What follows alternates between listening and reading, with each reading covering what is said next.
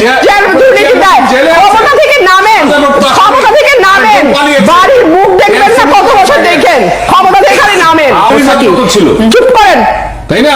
সেটা বলে আপনারা এত চোর, এত দুর্নীতিবাজ, এত লুটেরা যে আপনাদের বাজার আছে অন্য জায়গা থেকে শোনে, যখন ফেল মারেন যুক্তিতে তখন চিল্লায় কথা বন্ধ করেন। যাদের বাসায় আইপিএস নাই তারা কিন্তু বুঝতে পারে লোডশেডিং কাহাকে বলে, কত প্রকার ও কি কি। 10 থেকে 12 ঘন্টা, সামটাইমস ইভেন মোর কারেন্ট থাকে না, এবং বলা হয় যে তার ছিঁড়ে গেছে। প্রত্যেক ঘন্টায় ঘন্টায় তারা লোডশেডিং এর কথা বলে এই কাজগুলো করতেছে। আবার বলতেছে যে সরকারে আমাদের দিতেছে না ভালোভাবে। মানুষের ঘরে গ্যাস নেই, মানুষের ঘরে বিদ্যুৎ নেই, রীতিমতন মানে ঘরে ঘরে হাহাকার। এখন আপনি আমাকে বলবেন যে এটা মানে সরকারের বয়স বেশি হলে দিলে আমি সমালোচনা করবো না? আপনার বাসায় আজকে ভাত রান্না হয়নি? ব্যারিস্টার রুমিন ফারহান।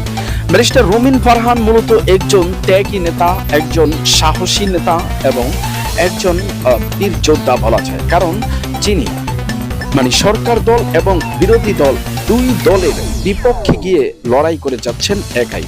আসলে ব্যারিস্টার রুমিন ফারহান অনেক আগ থেকেই মানে কেমন টাইপের মানুষ সেটা কিন্তু আমরা সকলেই জানি। তবে ব্যারিস্টার রুমিন ফারহান গত নির্বাচনে যেভাবে প্রতিকূলতার মধ্য দিয়ে এমপি হয়ে এসেছেন সেটি সত্যি অভাবনীয় এবং খুবই মানে কঠিন একটি বিষয়।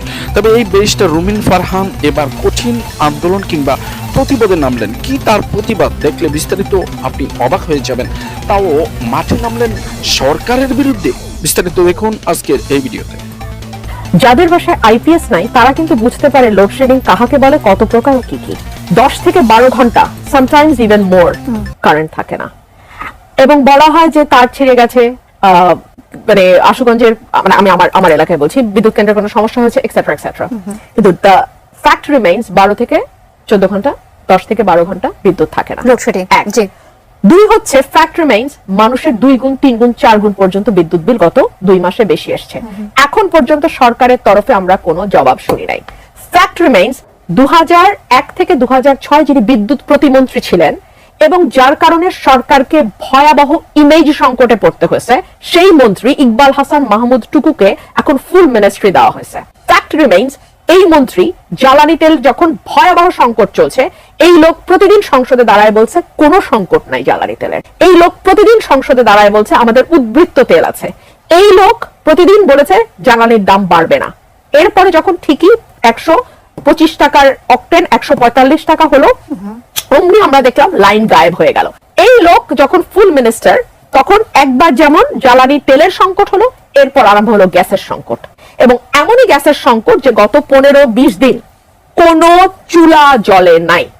আমি ঢাকার এলিফ্যান্ট রোডে থাকি, 15 দিন কোনো চুলা জ্বলে না। আমি মাটির চুলা রান্না করেছি, এরপর আমি সিলিন্ডার খেয়েছি, কারণ আমার বাসা পুরনো বাসা, এখানে গ্যাস লাইন আছে। এই গ্যাস লাইনে তো গ্যাস ছিলই না, আমাকে সিলিন্ডারে গ্যাস ইউজ করে চলতে হচ্ছে। রিসেন্ট 2-3 দিন হলো গ্যাস এসছে, এবং সরকার বলেছে যে একটি সমস্যা হয়েছে, আপনি জানেন। অ্যাবসলিউটলি।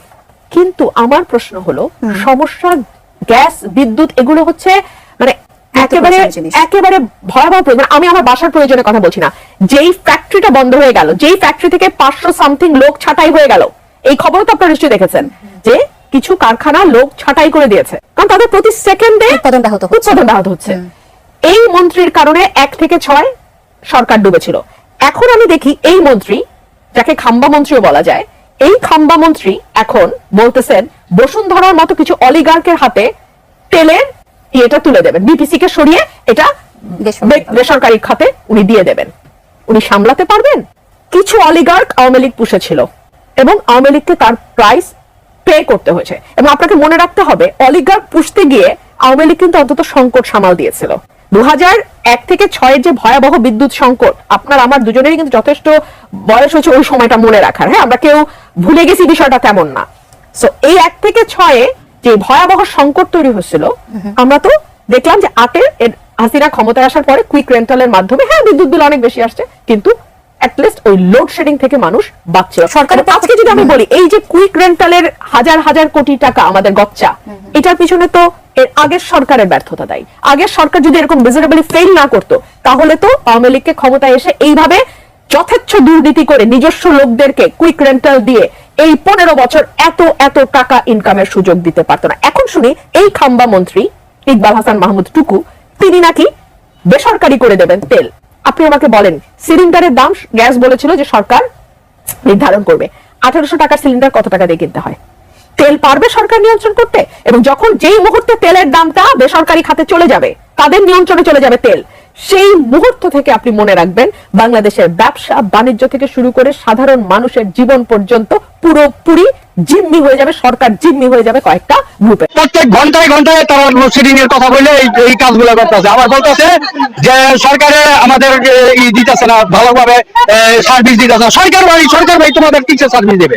সার্ভিস দিবা তোমরা যদি নিরাপত্তা, তোমরা যদি যাওয়ার কারণে তোমরা বলছো যে আমাদের বলছো যে আমরা পল্লী বিদ্যুৎ আপনাদের ভালো সার্ভিস দিতে পারবেন, যার কারণে দেশাকে এখান থেকে উঠে দেওয়া হলো। দেশা যুক্ত ছিল বা চুরি করতো, এই কারণে দেশাকে উঠে দেওয়া হলো। তোমরা ভালো সার্ভিস দিতে পারবা, তোমরা কিসের সার্ভিস দিতেছো আমাদের? বরঞ্চ আমাদের আরো হয়রানি, আরো কষ্টকর বিষয় করে দাঁড় করাইছে। প্রতিটা ঘরে ঘরে প্রত্যেকটা ঘন্টার ভিতরে, প্রতিটা ঘন্টায় 24 ঘন্টার ভিতরে 12 ঘন্টা পর্যন্ত তারা এই কারেন্ট গুলো নিতেছে। অযথা হয়রানি, মানুষ তো অযথা করে। আর ভাই তারা মুসলমান, তাদের কি কোনো বিবেক নাই যে তারা একজন ইমানদার ব্যক্তি, তারা কিভাবে বেমানি করো? এইসব কাজ সম্পূর্ণভাবে বন্ধ করার জন্য আমরা এই প্রতিবাদ জানাইছি, যাতে আমাদের এই মা বোনেরা সবাই যাতে ভালোভাবে সুস্থভাবে জীবনযাপন করতে পারে। এরা হচ্ছে আমাদের ভালো কাজের জন্য এদেরকে উদ্যোগ দিচ্ছে। এরা যদি না পারে এরা সিলিন্ডার করুক, যে আমরা পারবো না। বাচ্চারা পড়ালেখা করতে পারেন ঠিক মতো, অসুস্থ হয়ে যাইতেছে, আরো কারেন্ট না থাকে মানুষ করতে পারে না। অবস্থা